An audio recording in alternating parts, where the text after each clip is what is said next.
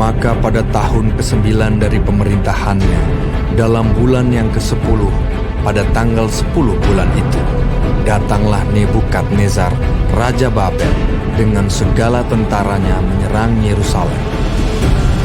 Ia berkemah mengepungnya dan mendirikan tembok pengepungan sekelilingnya.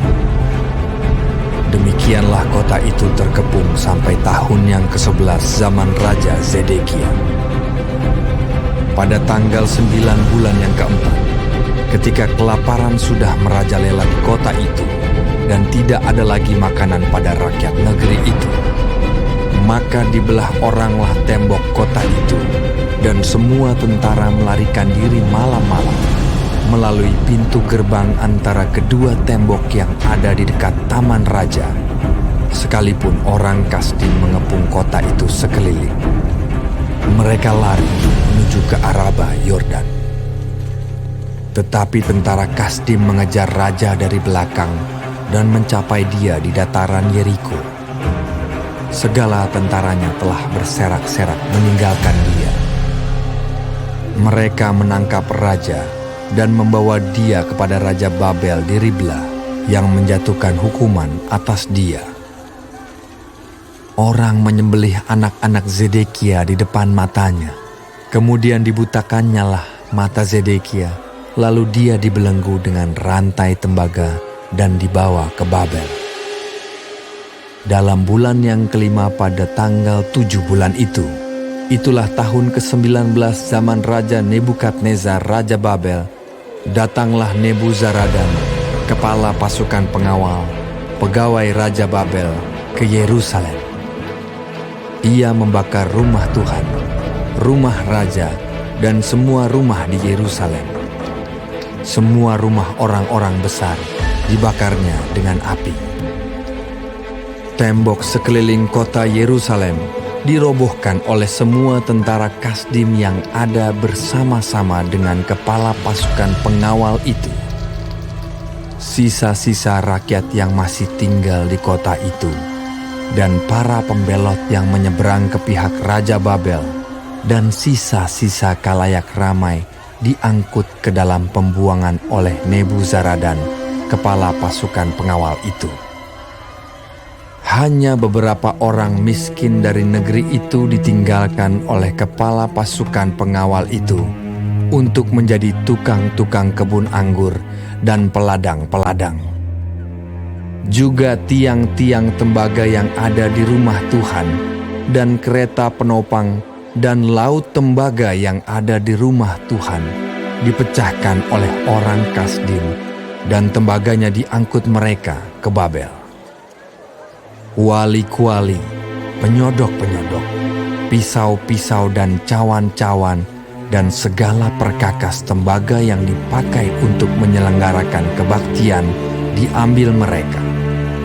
Juga perbaraan-perbaraan dan bokor-bokor penyiraman, baik segala yang dari emas maupun segala yang dari perak, diambil oleh kepala pasukan pengawal itu.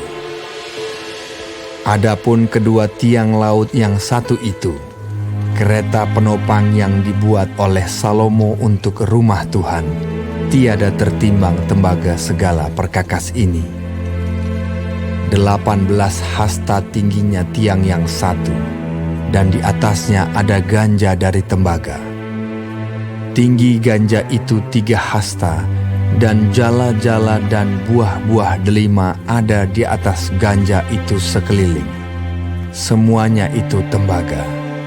Dan seperti itu juga tiang yang kedua, disertai jala-jala.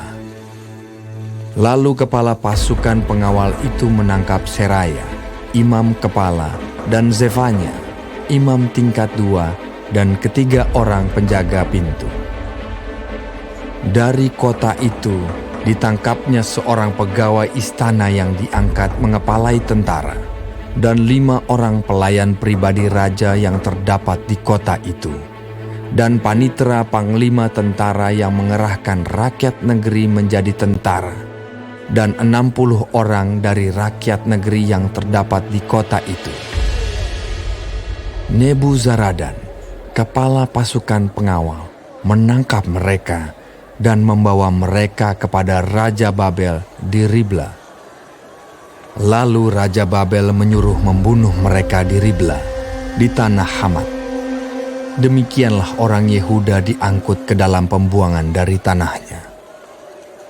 Tentang rakyat yang masih tinggal di tanah Yehuda, yang ditinggalkan oleh Nebukadnezar, Raja Babel, diangkatnyalah atas mereka Gedalia bin Ahikam bin Safan.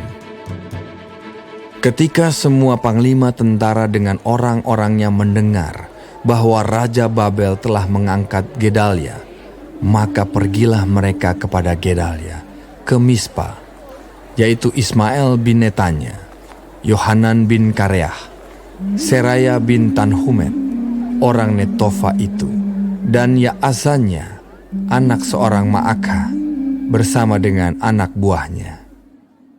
Lalu bersumpahlah Gedalia kepada mereka dan anak buah mereka, katanya kepada mereka, "Janganlah kamu takut terhadap pegawai-pegawai orang Kasdim itu.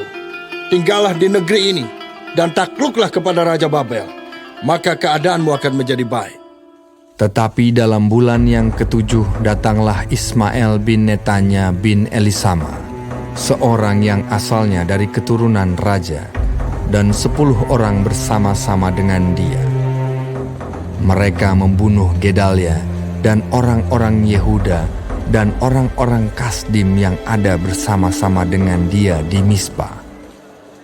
Maka bangkitlah seluruh rakyat dari yang kecil sampai yang besar, serta panglima-panglima tentara, lalu larilah mereka ke Mesir, sebab mereka takut terhadap orang Kasdim itu. Kemudian dalam tahun ke-37 sesudah Yoyakin, Raja Yehuda dibuang, dalam bulan yang ke-12, pada tanggal 27 bulan itu, maka Ewil Merodah, Raja Babel, dalam tahun ia menjadi raja, menunjukkan belas kasihannya kepada Yoyakin, Raja Yehuda, dengan melepaskannya dari penjara. Ewil Merodah berbicara baik-baik dengan dia, dan memberi kedudukan kepadanya lebih tinggi daripada kedudukan raja-raja yang bersama-sama dengan dia di Babel. Ia boleh mengganti pakaian penjaranya dan boleh selalu makan roti di hadapan raja selama hidupnya. Dan tentang belanjanya, raja selalu memberikannya kepadanya sekadar yang perlu tiap-tiap hari selama hidupnya.